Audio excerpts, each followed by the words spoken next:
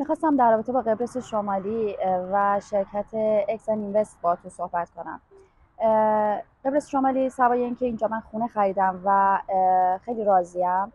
قبرس شمالی سوای خونه‌ای که شما میخری و یک پسندازی میکنی.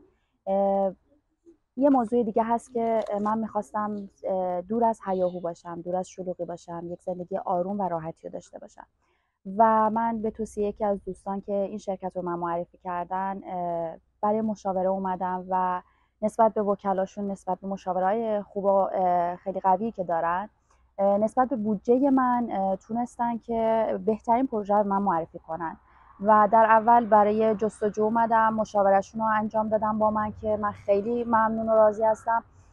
این شرکت باعث شد که من تمام اون رویاهایی که توی ذهنم دارم و به بهترین شکل و بهترین نحو استفاده کنم و سوای اینکه تمام پروژه رو به من نشون دادن و شرکت دیگه‌ای که دارن توی شعبه دیگه‌ای که در اصل دارن توی استانبول، یه شرکت خیلی بزرگتر، یه شرکت هستش که شما میتونید توی استانبول هم حتی از اون طریق بتونید اونجا برید و تمام مشاوره ها رو انجام بدید و واقعا بابت اینکه این پروژه رو من معرفی کردن تونستن توی این پروژه واقعا بهترین راهو به من نشون بدن. من خیلی خیلی ممنونم از این شرکت و به همتون توصیه میکنم که حتما برای یک بارم که شده برای مشاوره حتی به این شرکت حتما سر بزنید و با خیال راحت کارتون رو به دست این شرکت بسپارید. ممنونم.